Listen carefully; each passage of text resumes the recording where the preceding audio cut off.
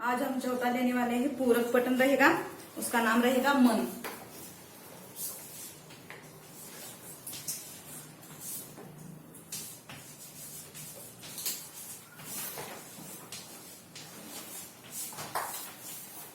इसके कवि रहेंगे विकास परिहार।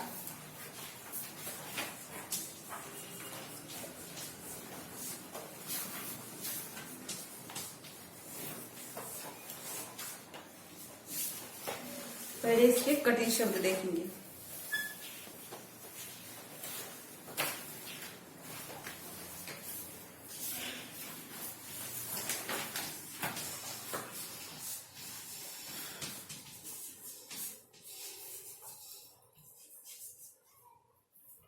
पहला शब्द रहेगा मझधार।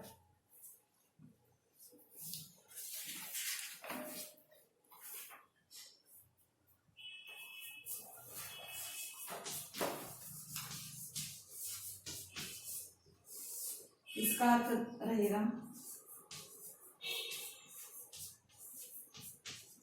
नदी प्रवाह का मध्य भाग। नदी प्रवाह का मध्य भाग।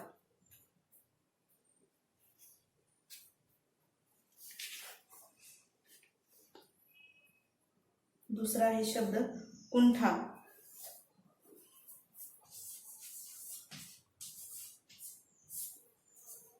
इसका अर्थ रहेगा घोर निराशा। घोर निराशा। तीसरा शब्द रहेगा विषाद।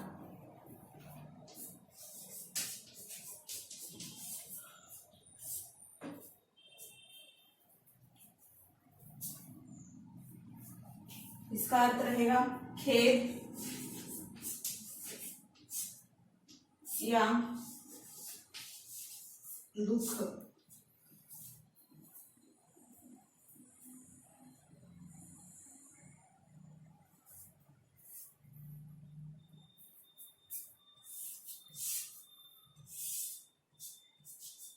चौथा शब्द रहेगा जिजीविषा।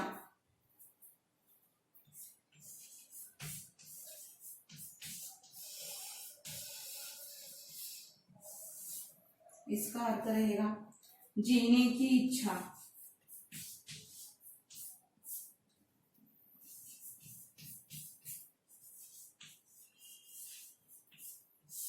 जीने की इच्छा।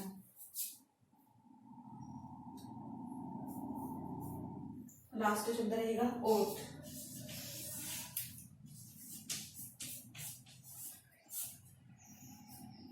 यानी आड़। ओट यानी आड़।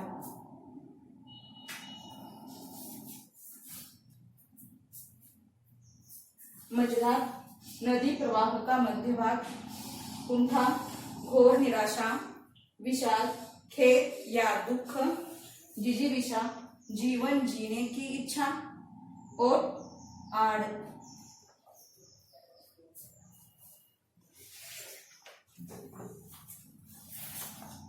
अब कविता की ओर बढ़ते हैं। मन पूरक पठन। इसके कवि है विकास परिहार। परिचय। जन्म 1983, गुना मध्य प्रदेश। परिचय। विकास परिहार ने 2000 से 2000 तक भारतीय वायुसेना को अपनी सेवाएं दी। फिर पत्रकारिता के क्षेत्र में उतरने के बाद रेडियो से जुड़े। साहित्य में विशेष रुचि होने के कारण आप नाट्य गतिविधियों से भी जुड़े हुए हैं। गतिविधि यानी घटनाएं। पद्य संबंधी। हाइकू यह जापान की लोकप्रिय काव्य विधा है। यानी यह भारत की नहीं है, तो यह जापान की लोकप्रिय विधा रहेगी। विधा यानी प्रकार। हाइकू विश्व की सबसे छोटी कविता कही जाती है। 5वें दशक से हिंदी साहित्य ने हाइकू को खुले मन से स्वीकार किया है। हाइकू कविता 5, 7, 5 कुल मिलाकर 17 वर्ण के ढांचे में लिखी जाती है। जैसे कि थोड़ी हम कविता की ओर बढ़ते हैं।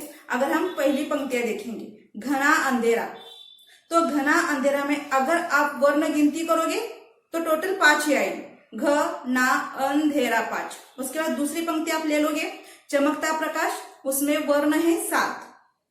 और तीसरी पंक्ति आप ले लोगे, फिर से उसमें वर्ण आते हैं 5, यानी उसे बोलेंगे हम हाइकू। 5 7 5 वर्ण के ढांचे में लिखी जाती है। प्रस्तुत हाइकू में कवि ने अपने अनुभव और छोटी छोटी विभिन्न घटनाओं को अर्थवाही सीमित शब्दों में प्रस्तुत किया है। अब देखिए कविता की ओर फिर से बढ़ेंगे। घना अंधेरा, चमकता प्रकाश और अधिक, करते जाओ पाने की मत सोचो जीवन सारा, जीवन नैया मझधार में डोले संभाले कौन, रंग बिरंगे रंग संग लेकर आया फागुन, कांटों के बीच खिल खिलाता फूल देता प्रेरणा, भीतरी कुंटा आंखों के द्वार से आई बाहर, खारे जल से धुल गए विषाद मन पावन, मृत्यु को जीना जीवन विष पीना हे जिजीवशा,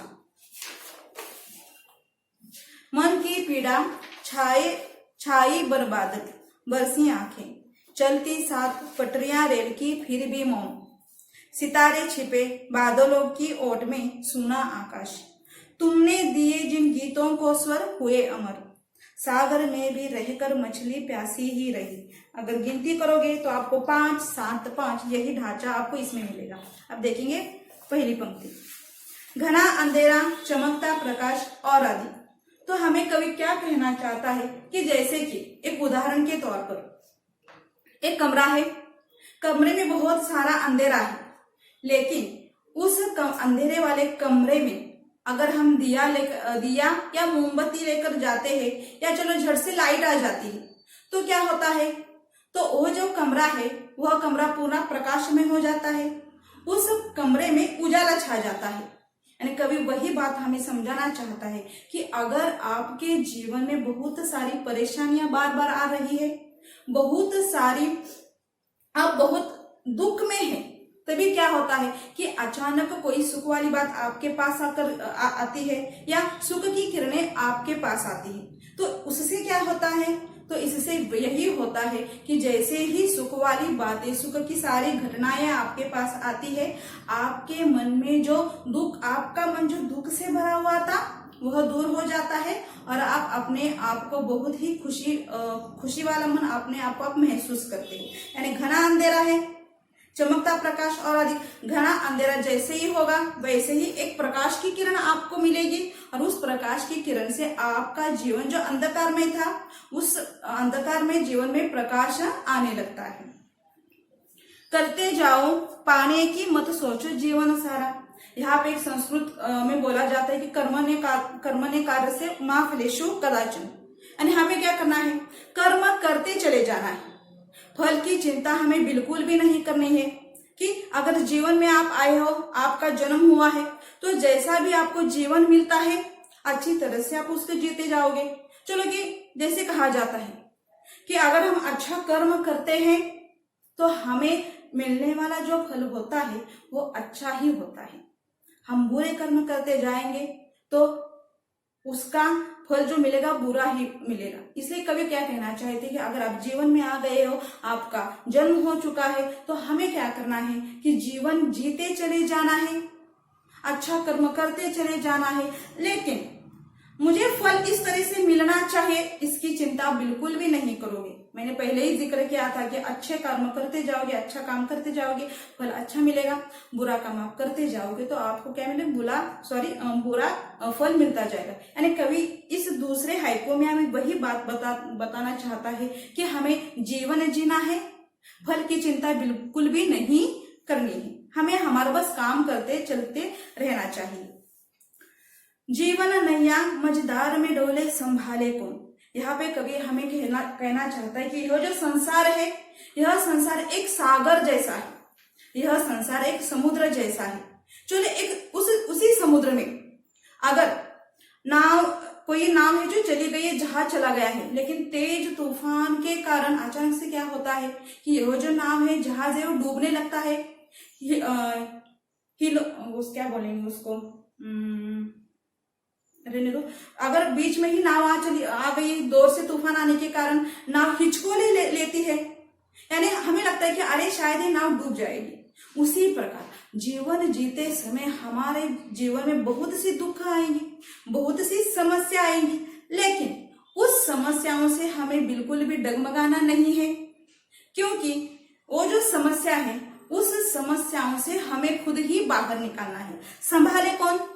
समस्या हमारी है, जीवन हमारा है, तो उस समस्या को हल करने के लिए कोई भी दूसरा व्यक्ति नहीं आएगा, हमारे आसपास के व्यक्ति बिल्कुल भी नहीं आएंगे। तो क्या है कि संभाले कौन? तो उस जीवन को हमें ही संभालना है, उस समस्याओं से बाहर हमें ही निकालना है, उसका हल हमें ही खोजना है। इस तरह से यहाँ पे कवि कहना चाहते हैं। रंग बिरंगे रंग संग लेकर आया फागुन, तो यहाँ पे फागुन महीना है, तो फागुन महीने में वसंत ऋतु आता है। जैसे कि 6 ऋतुएं हैं, वसंत, शिशिर, हेमंत, शरद, वर्षा और ग्रीष्म। वसंत, हेमंत, शिशिर, वर्षा, हेमंत और ग्रीष्म, यह 6 ऋतु है। जब फागुन महीना आता है तो बसंत ऋतु आता है। तो बसंत ऋतु क्या लेकर आता है? तो बस जैसे ही बसंत ऋतु का आगमन होता है, चारों ओर उल्लासित वातावरण तैयार हो जाता है, चारों ओर हरियाली छा जाती है। उसी प्रकार हमारे जीवन में बहुत सारी दुख है, बहुत बातों का अभाव है, समस्याओं से घिरा हुआ हमारा जीवन है। तो हमें क्या करना है? जैसे ही फागुन महीना आता है, फागुन महीना आने के बाद बसंत ऋतु आता है, वातावरण उल्लासित कर देता है। उसी प्रकार वैसे ही हमें भी क्या करना है? फागुन के साथ साथ उस फागुन महीने का हमें आनंद उठाना है। जो भी आपकी परेशानियां रहेंगी उसे हमें साइड पे रखना है, उसे हमें बाजू पे रखना है, और बसंत ऋतु के साथ हमें घुल मिल रहना है। और जैसा जिस प्रकार का वातावरण आपका वातावरण है, उसी प्रकार का आपका मन भी उसी प्रकार का तैयार हो जाता है। यानी खुशियों भरा वातावरण है, आपका मन भी खुशियों से भरा होगा, ऐसे कवि कहता है। कांटों के बीच खिलखिलाता फूल देता प्रेरणा, यहाँ पे हम गुलाब फूल का जिक्र करेंगे। गुलाब फूल जो होते हैं वो कांटों में खिलता रहता है, खिलने के बावजूद भी वो हमेशा खिलखिलाता रहता है। दूसरों को सुख प्रदान करने का काम हमेशा गुलाब फूल करता है। वैसे हमें क्या करना है? हमें गुलाब के फूल से प्रेरणा लेनी है। किस प्रकार प्रेरणा लेनी है? हमारा जीवन है, कांटों से भरा है, दुख से भरा है, समस्याओं से ग्रस्त है, फिर भी हमें क्या करना है? तो हमें उस गुलाब फूल की प्रेरणा लेकर हमें हमेशा हमारे जीवन में मुस्कुराते रहना है। जो भी समस्या आएंगी उसका हल हम निकालने का प्रयास करेंगे। और साथ ही साथ जिस तरह से गुलाब फूल दूसरों को सुख प्रदान करता है, उसी प्रकार हमें भी दूसरों के लिए हमेशा मदद करनी है, उनके सुखों के बारे में सोचना है, किस तरह से उनको सुख प्रदान हमसे हो जाए, इसके बारे में हमेशा सोचोगे। जैसे कि मैंने कहा कि अच्छा काम करोगे तो अच्छा ही फल पाओगे, तो अपने आप आपके जीवन में भी खुशियां अपने आप आ जाएगी। भीतरी कुंटा आंखों के द्वार से आई बाहर, तो यहाँ पे क्या कहना चाहते हैं कि किसी बात का हमें बहुत ज्यादा दुख हुआ है। चलो जैसे कि हमारे एक प्यारा सा कुत्ता था, अचानक उसकी मौत हो गई है, तो हम क्या करेंगे? अरे उसका नाम चलो हम टॉमी रखेंगे। टॉमी बहुत अच्छा कुत्ता था, यानी घर की बहुत अच्छा देखता था, वो ये सारी बातें उसके साथ, उसकी जो भी है वो हमें बार बार उसकी अब मृत्यु हो चुकी है तो उसके बारे में ज्यादा हम सोचने लगे हैं, लेकिन किसी को हम बताएंगे नहीं। तो क्या होगा कि आपकी मन की जो स्थिति है बहुत ज्यादा गंभीर हो जाएगी। आप अपने आप को अकेला महसूस करने लगेंगे, आप किसी के साथ बोलना पसंद नहीं करोगे, किसी के साथ घुल मिल जाना पसंद नहीं करोगे। तो आपको क्या करना है? बहुत ज्यादा किसी भी बात का, चलो आप फेल हो गए हो, कोई आपसे बिछड़ गया है, कोई आपका बहुत पास वाला रिश्तेदार है, उसकी मृत्यु हो चुकी है, यानी ये सारी दुख वाली घटनाएं आपके साथ हुई है। लेकिन अगर आप मन ही मन में अगर कूदते रह जाओगे तो अपने आप को बहुत अकेलापन महसूस कर सकते हो। इसलिए आपको क्या करना है? भीतरी कुंठा यानी घोर निराशा आपके मन में उत्पन्न हो गई है, आंखों के द्वार से आई बाहर, तो क्या करना है? कभी कभी ऐसे बोलते हैं कि हमारे जो दुख दर्द होते हैं, अगर आप दूसरों के साथ उसको बांटना चाहोगे तो वो कुछ कम हो जाता है। ये होता है दूसरों के साथ अगर कुछ शेयर करोगे, आपके जो बेस्ट फ्रेंड रहते हैं, आपकी मम्मी है, पापा है, जो भी रिश्तेदार है, उनके साथ अगर आप उस बात को शेयर करोगे तो आपका दुख दर्द कुछ कम हो जाएगा। तो कुछ व्यक्ति ऐसे भी होते हैं तो उनका जो दुख दर्द है वो क्या करते हैं, रोने के जरिए उसको बाहर निकालते हैं। तो कभी हमें वह बात यहाँ पे समझाना चाहता है कि अगर आपका मन घोर निराशा से ग्रस्त है तो आपको क्या करना है, आप रोकर उस दुख वाली बात को आप बाहर कर सकते हो। कोई भी आपका बेस्ट फ्रेंड है, आप उसके साथ बैठ सकते हो, जो भी आपके साथ घटना, बुरी घटना आपके साथ घटित हुई है उसे बताओगे और उसके पास जाकर अगर आप रो लोगे तो आपका मन हल्का हो जाएगा। और आप अपने आप को बहुत हल्कापन अपने आप को आप महसूस कर सकते हो। खारे जल से धुल गए विषाद मन पावन। खारे जल यानी आंसू है, हमारे जो आंसू होते हैं वो खारे होते हैं। तो कवि यहाँ पे क्या कहना चाहता है कि खारे जल से धुल गए विषाद यानी खेद, दुख, जैसे ही आप रो लोगे आपकी मन की जो दुविधा थी, दुख थे, वो सारे कम हो जाएंगे और आपका मन फिर से पावन हो जाएगा, आपका मन फिर से तैयार हो जाएगा आने वाली जो भी बातें हैं उनके लिए। इसलिए कवि कहते हैं कि अगर बहुत ज्यादा दुख आपको हो रहा है तो एक तो बात किसी के साथ आप शेयर करो या उसे रोकर आप अपना मन हल्का करो। मृत्यु को जीना जीवन विष पीना है जिजीविषा। तो यहाँ पे क्या है कि हमारा जन्म हुआ है तो हमारी मृत्यु निश्चित है, कोई अमर यहाँ पे रहने के लिए नहीं आया है। तो हमें क्या करना है, जन्म और मृत्यु इन दोनों के बीच में जो भी हो यही हमारा जीवन है। तो इस जीवन में सुख के साथ साथ दुख भी आएगा, परेशानियां भी आएगी, फिर भी हमें उस परेशानियों से, उस दुख से बिल्कुल भी नहीं डरना है। तो हमें क्या करना है कि जीवन उसी का नाम है। दुख आ गया है तो चलो ये भी दिन निकल जाएंगे, सुख आ गया है तो ये भी दिन निकल जाएंगे, सुख दुख आते जाते रहेंगे। लेकिन जैसी भी आपकी परिस्थिति आ जाएगी, आपकी मनोस्थिति को आपको बिल्कुल भी उसमें बदलाव नहीं लाना है। तो कभी यही बात बोलते हैं कि आपको हमेशा जीवन जीने की इच्छा आपके मन में जागरूक करनी है। चलो बहुत बुरा कुछ घटना आपके साथ हुआ है, जैसे कि अगर आप समाचार देखते हो तो अभी भी जब भी हम टीवी स्टार्ट करते हैं तो एक ही न्यूज होती है कि सुशांत सिंह जो भी उसने सुसाइड किया वही। अगर शायद कुछ पता नहीं चल रहा है कि क्यों किया, क्या किया, पता नहीं, बहुत सी बातें हैं जो बहुत सी कॉम्प्लिकेटेड उसका केस हो गया, वो जाने दो। लेकिन अगर उसने सकारात्मक, चलो सुशांत सिंह सच में सुसाइड किया है, अगर सकारात्मक सोच वह रखता तो शायद सुशांत सिंह आज हमारे बीच में होता। लेकिन कुछ बातें उसके साथ थी, शायद नकारात्मक सोच उसने बना लिया होगा और इसलिए उसने सुसाइड किया होगा। तो हमें क्या करना है कि सकारात्मक सोच को अपनाना है। नकारात्मक बातें हो रही है आपके साथ, बहुत बुरी घटनाएं हो रही है आपके साथ, तो क्या करोगे, फिर से थोड़ा पीछे जाऊंगी कि शेयर करोगे, रो लोगे। साथ ही साथ क्या करना है, तो जीवन इसी का नाम है। आज मेरे पास सुख है तो शायद कुछ दिनों के बाद मेरे पास दुख भी आएगा। अगर इस तरह की मन की धारणा अगर हम बना लेंगे तो हमें हमारा जो जीवन है बहुत वो सुसह्य हो जाएगा, यानी दुख भी आ जाएगा तभी हमारी मनस्थिति ठीक ही रहेगी और सुख भी आ जाएगा तभी हमारी मनस्थिति अच्छी ही रहेगी। तो कवि कहते हैं कि जीवन जीने की इच्छा, जिजीविषा यानी जीवन के प्रति आसक्ति, जीवन जीने की इच्छा हमें बिल्कुल भी नहीं छोड़नी है। जब तक मृत्यु नहीं आती है तब तक हमें क्या करना है, जीवन जीते ही चले जाना है।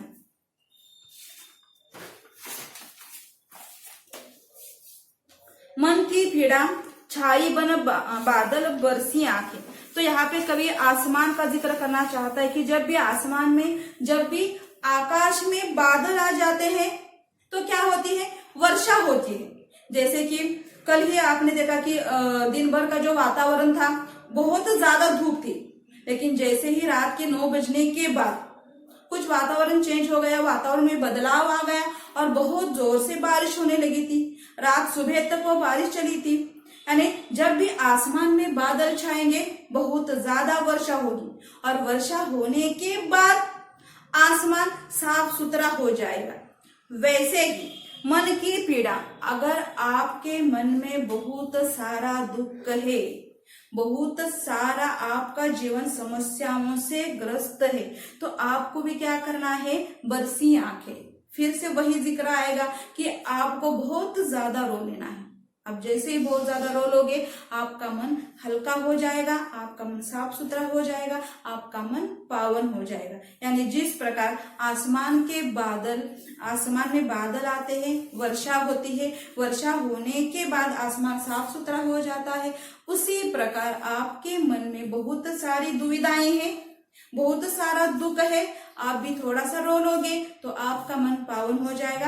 आने वाले चुनौतियों के लिए आपका मन हमेशा तैयार रहेगा।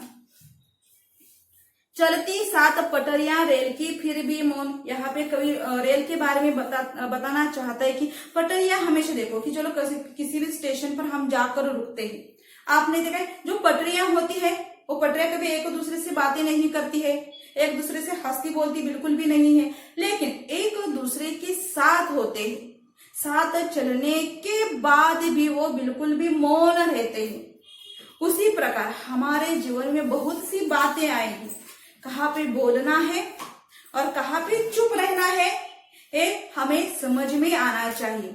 कि चलो कि जैसे कि फॉर एग्जाम्पल कोई व्यक्ति मर चुका है, व्यक्ति अगर मर चुका है तो क्या करते, बाकी के जो लोग हैं वहां पे जाते हैं और शांत बैठते हैं। चलो हम भी चले गए कि व्यक्ति की मृत्यु हो चुकी है, व्यक्ति का शव हमारे सामने है, सब लोग शांत बैठते हैं, हम थोड़ा सा लेट जाते हैं, एक व्यक्ति के साथ बैठते हैं और उसके साथ जोर जोर से बातें करेंगे, जोर जोर से हंसेंगे, तो क्या करेंगे, क्या कहेंगे, लोग हमें पागल समझेंगे या वहां से हमें क्या करेंगे, चले जाने के लिए बोल देंगे। तो यहाँ पे एक रेल का उदाहरण यहाँ पे कवि देना चाहते हैं कि कभी कभी ऐसी घटनाएं भी आपके जीवन में आएगी, तो वहां पे आपको क्या करना है, तो वहां पे आपको शांत रहना है, वहां पे आपको मौन धारण करना है। जैसे कि बोला जाता है कि silence is the best solution every problem. Every problem पे नहीं हो सकता है, लेकिन कुछ कुछ प्रॉब्लम पे साइलेंस सॉल्यूशन हो सकता है।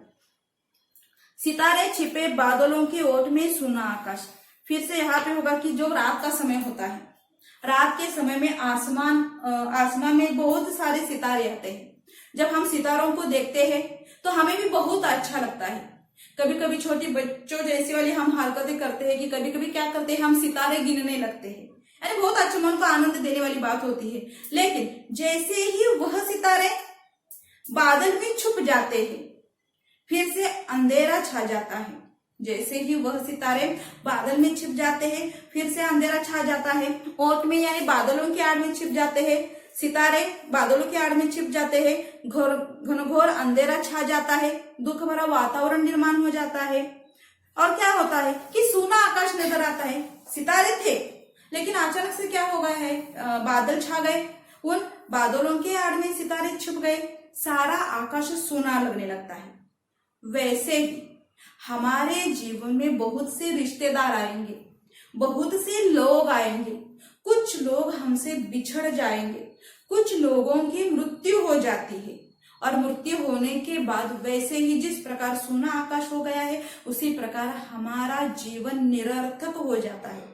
मैंने जिक्र किया कि टॉमी कुत्ता है, अच्छा था, मेरे साथ खेलता था, उसकी मृत्यु हो गई है, अब मुझे मेरा जीवन निरर्थक लगने लगा है।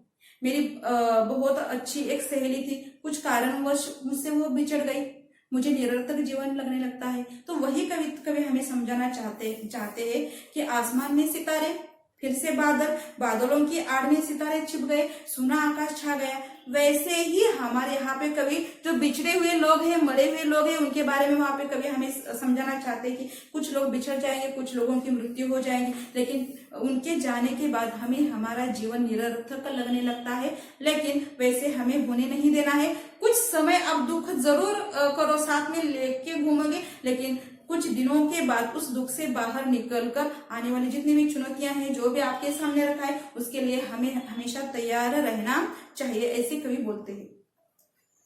तुमने दिए जिन गीतों को स्वर हुए अमर। तो यहाँ पे कवि के बारे में बोलना चाहते हैं कि जैसे कि बोलते हैं कि जहां न देखे रवि वहां देखे कवि, यानी रवि की किरणें जहां पहुंच नहीं सकती है वहां कवि की सोच पहुंच जाती है। अपनी लेखनी के माध्यम से कवि बहुत सारी ऐसी बातें लोगों को समझाना चाहते हैं। तो यहाँ पे कवियों की प्रशंसा करते हैं कि क्या करते हैं कि जो भी तुम लिखते हो उस लिखने के कारण ही उन गीतों को अमर बना देते हो। चलो जैसे कि बहुत सी पुरानी फिल्मों के गाने हैं जो आज भी हम गुनगुनाया करते हैं।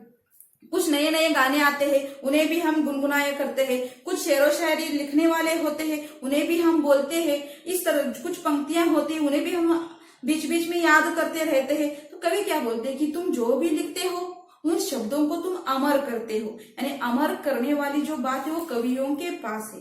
जो रवि यानी भास्कर सूर्य, जहां सूर्य की किरणें पहुंच नहीं सकती है वहां पे कवि की नजर, कवि का दृष्टिकोण पहुंच सकता है। ऐसे यहाँ पे कवि बोलते हैं, यानी कवियों की प्रशंसा यहाँ पे खुद विकास परिहार ने यहाँ पे किया है।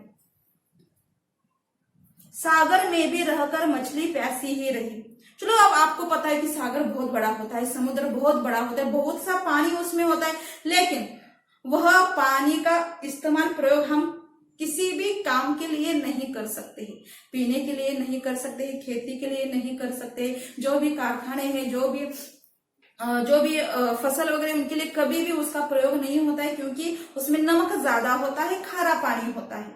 उसी प्रकार कवि क्या कहते हैं कि मुझे बहुत ज्यादा प्यास लगी है, मेरे पास समुद्र है, मछली यानी हम मछली रहकर मछली प्यासी रही कि मेरे इतना बड़ा समुद्र है मेरे पास, मेरे सामने है, मुझे बहुत ज्यादा प्यास लगी, फिर भी उस पानी का प्रयोग मैं पीने के लिए नहीं कर सकती हूँ।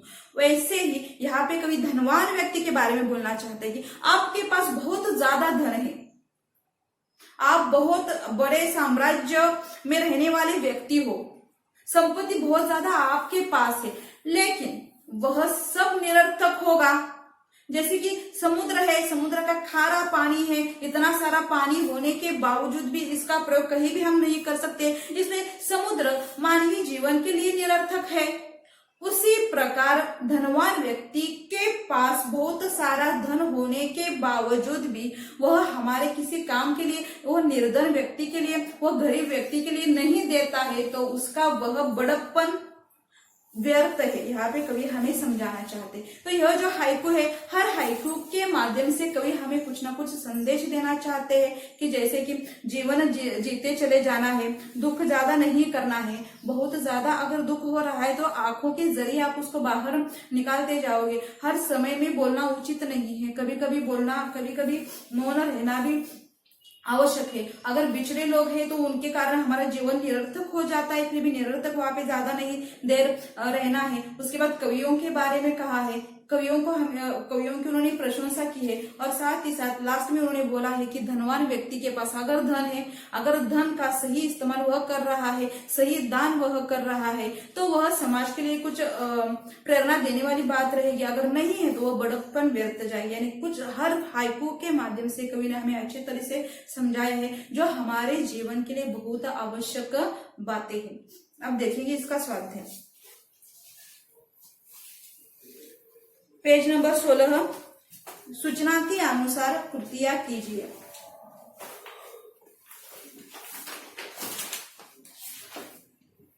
उचित जोड़ियां मिलाइए। मछली, इसका उत्तर रहेगा प्यासी।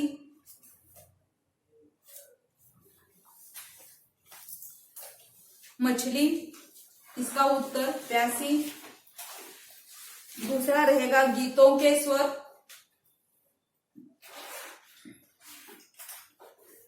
इसका उत्तर रहेगा अमर।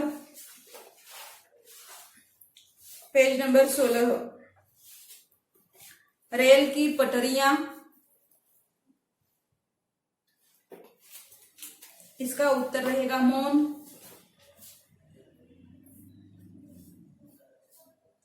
आकाश,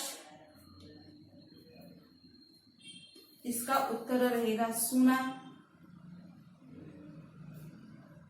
फिर से एक बार बताती हूं, मछली, प्यासी, गीतों के स्वर, अमर, रेल की पटरियां, मौन, आकाश, सुना। दूसरा, परिणाम लिखिए। पहला रहेगा सितारों का छिपना, इसका जवाब रहेगा सूना आकाश, सूना आकाश। दूसरा, तुम्हारा गीतों को स्वर देना, इसका जवाब रहेगा गीतों का अमर होना, गीतों का अमर होना। सरल अर्थ लिखिए। मन की डैश डैश बरसी आंखें, इसका जवाब लिखोगे जब मन की पीड़ा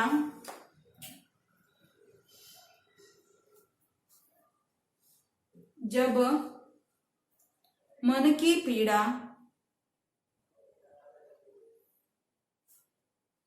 बहुत गहरी हो जाती है, बहुत गहरी हो जाती है,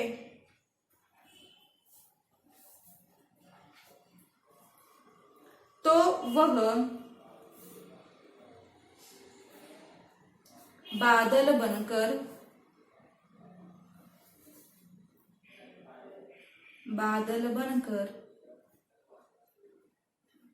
आंसुओं के रूप में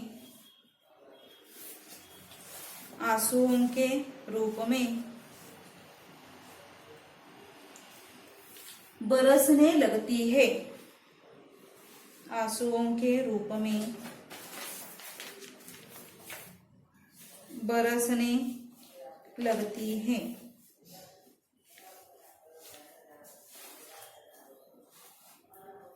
फिर से एक बार बताती हूँ। जब मन की पीड़ा बहुत गहरी हो जाती है, जब मन की पीड़ा बहुत गहरी हो जाती है, तो वह बादल बनकर आंसुओं के रूप में बरसने लगती है, बरसने लगती है। अब चलेंगे स्वाध्याय की ओर। Page number 17। सूचना के अनुसार कृतियां कीजिए।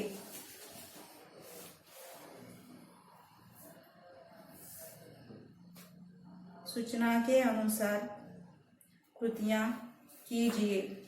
लिखिए, निम्नलिखित हाइको द्वारा मिलने वाला संदेश। पहला प्रश्न, हाइको द्वारा मिलने वाला संदेश। करते जाओ पाने की मत सोचो जीवन सारा। इसमें लिखोगे आप, हमें हमारा पूरा जीवन, हमें हमारा पूरा जीवन काम करते रहना चाहिए, काम करते रहना चाहिए।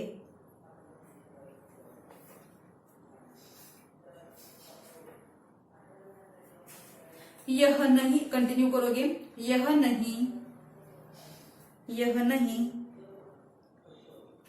सोचते रहना चाहिए कि, यह नहीं सोचते रहना चाहिए कि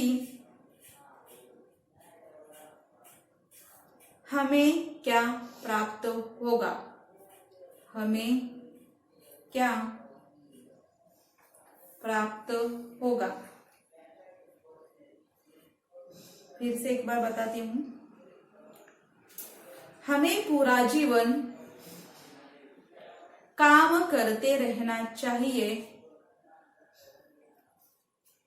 यह नहीं सोचना है कि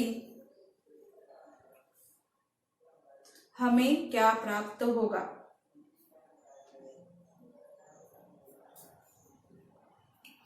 दूसरा देखेंगे, भीतरी कुंठा नयनों के द्वार से आई बाहर।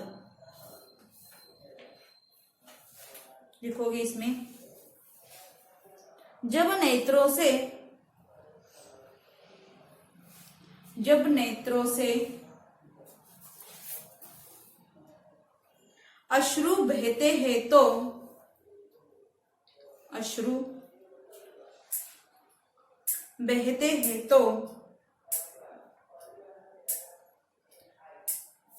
यह मानना चाहिए कि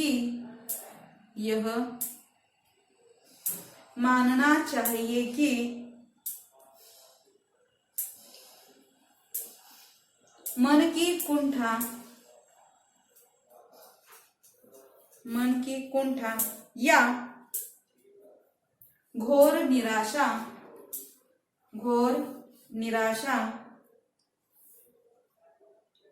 नयन रूपी द्वार से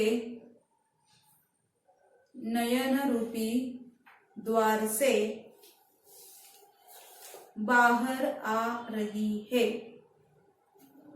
नयन रूपी द्वार से बाहर आ रही है।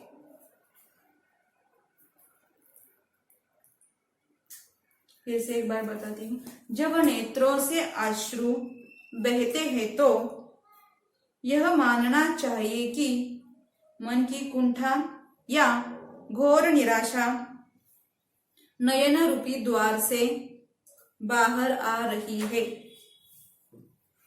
दूसरा सवाल, कृति पूर्ण कीजिए। हाइकू में प्रयुक्त महीना और उसकी ऋतु, 2 ब्रैकेट है। फर्स्ट में लिखोगे फागुन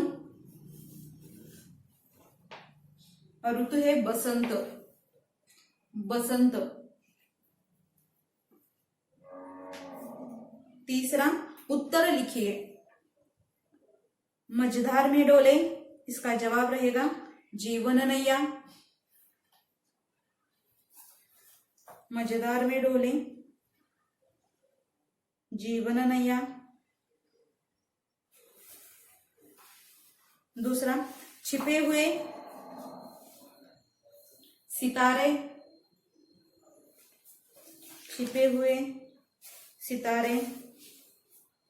तीसरा, धुल गए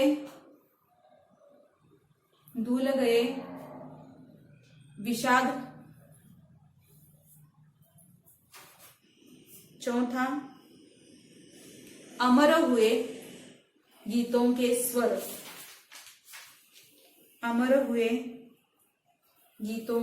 स्वर। प्रश्न क्रमांक 4, निम्नलिखित काव्य पंक्तियों का केंद्रीय भाव स्पष्ट कीजिए। यानी केंद्रीय भाव यानी यहाँ पे हमें फिर से एक बार अर्थ ही लिखना होगा। चलती 7 पटरियां रेल की फिर भी मौन, इसका लिखोगे जवाब आप। रेल की पटरियां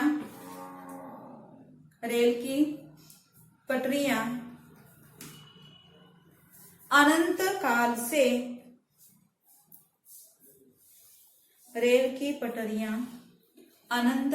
से साथ चल रही है,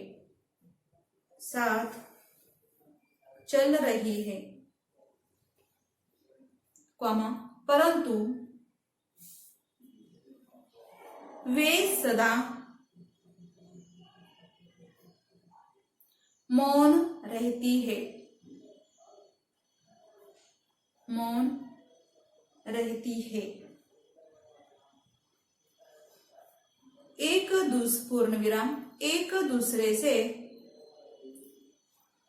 एक दूसरे से कभी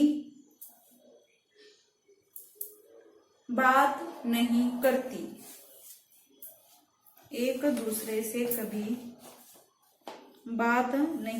करती।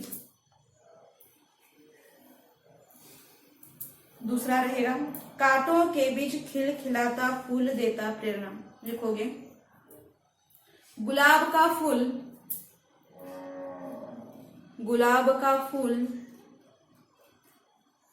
कांटों के बीच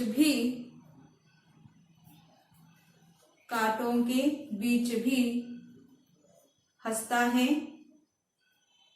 हंसता है, क्वामा खिलखिलाता है, क्वामा खिलखिलाता है, क्वामा वह हमें हर पल प्रेरणा देता है, प्रेरणा देता है कि हमें परेशानियों से घबराए, हमें परेशानियों से घबराए बिना अपना काम करते जाना है,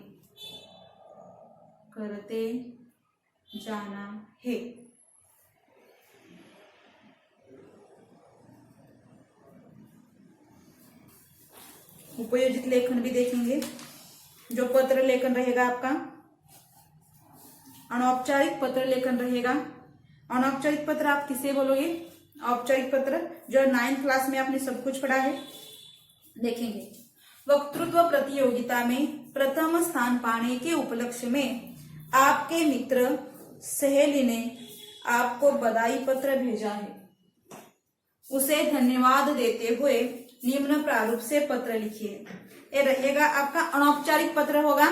अनौपचारिक यानी जो भी रिश्तेदार मित्र आप इन्हें लिखते हैं, और रहेगा अनौपचारिक। और औपचारिक यानी जो भी जैसे कि नौकरी की मांग, कुछ साहित्य की मांग, इसके लिए होगा वो औपचारिक पत्र। लिखोगे यहाँ पे, चलो लिख के देती हूँ मैं किस तरह से लिखोगे।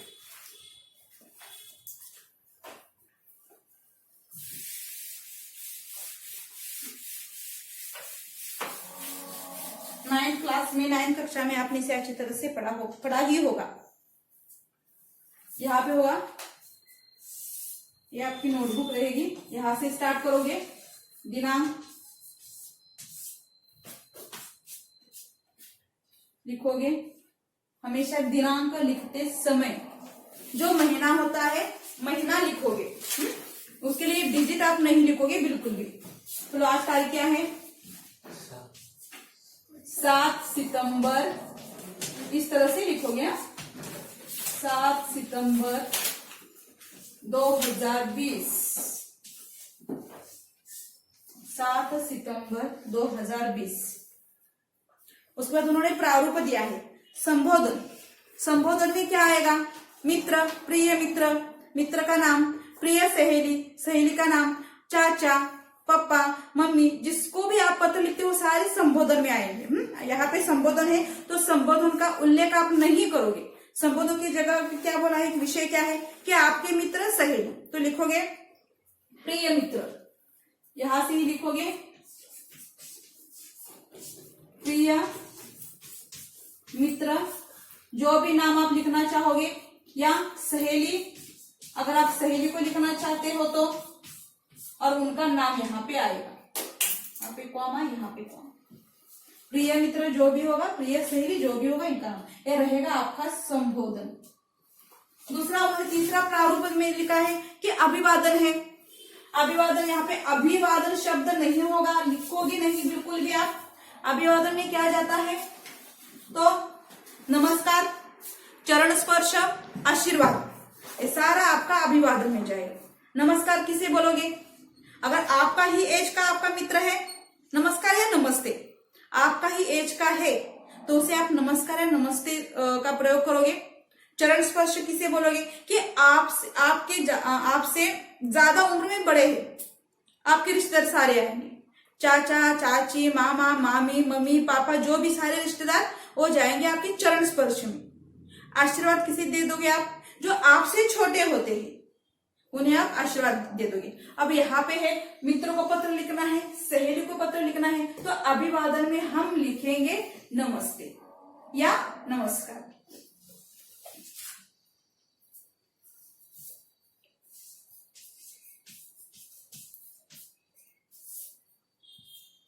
नमस्ते। दिनांक इस तरह से लिखोगे। प्रिय मित्र ये संबोधन में जाएगा और अभिवादन में इस तरह से। पेपर में आप बिल्कुल भी संबोधन अभिवादन इस शब्द के प्रयोग बिल्कुल भी नहीं करोगे, उसकी जगह पे आप ये लिखना पसंद करोगे, यही लिखना होगा। अब प्रारूप में चौथा दिया है कि प्रारंभ है, यानी प्रारंभ शब्द नहीं लिखना है। तो यहां से हमें क्या करना है कि हमें यहां से हमारा पत्र लेखन स्टार्ट करना है। लिखोगे, अब यहां से स्टार्ट करोगे, पैराग्राफ करोगे और यहां से स्टार्ट करो, पैराग्राफ करोगे, यहां से लिखो तुम्हारा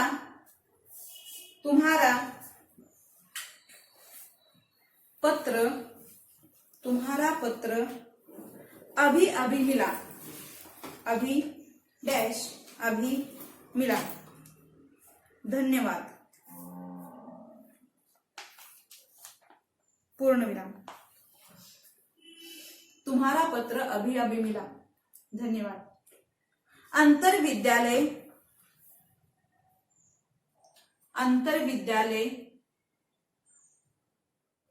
वक्तृत्व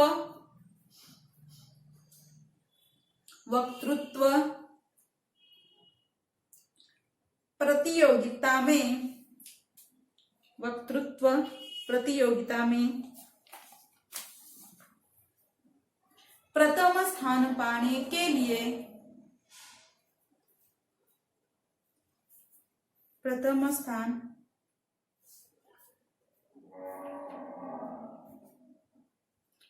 के लिए तुम्हारा बधाई पत्र मिला।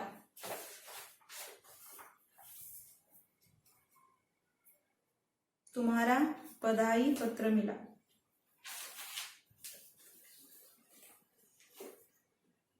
हमेशा याद में रखोगे कि पेपर में अगर कोई भी पत्र लेखन आता है तो उसका विषय अच्छी तरह से आप समझ लेना बहुत जरूरी होगा। यहाँ पे भी देखोगे थोड़ा सा कंफ्यूजन करने वाला आपका ये पत्र लेखन है यहाँ पे कि स्थान पाने के लिए आपके मित्र सहेली ने आपको बधाई पत्र भेजा है, यानी यहाँ पे मैं हूँ, वक्तृत्व प्रतियोगिता में मेरा प्रथम क्रमांक आया है, इसलिए मेरे मित्र या मेरे सहेली ने क्या किया कि मुझे धन्यवाद दिया है, मेरी प्रशंसा की है।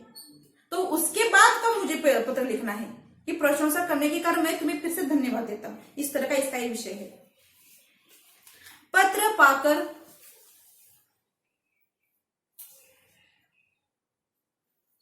मेरा दिल गदगद हो गया, यानी यहाँ पे मुहावरा है, दिल गदगद होना यानी बहुत खुश होना।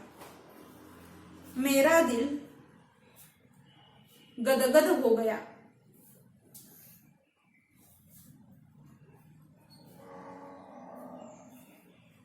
तुम जैसे मित्रों और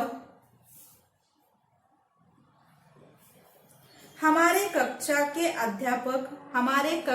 अध्यापक के, तुम जैसे मित्रों और हमारे कक्षा अध्यापक के निरंतर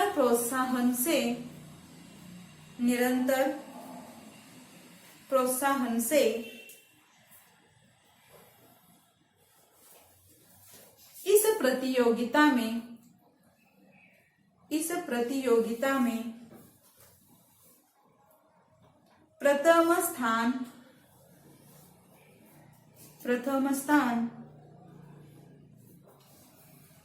प्राप्त करने का अवसर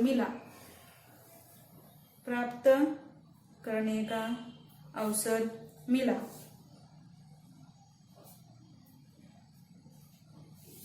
पूर्ण विराम। मैं इसके लिए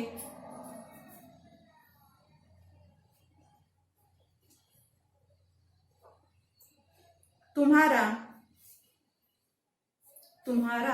तहे दिल से आभारी हूं।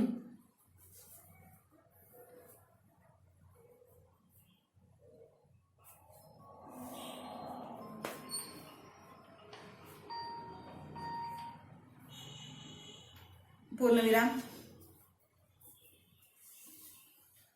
पैराग्राफ मेरा उत्साह बढ़ाने के लिए धन्यवाद।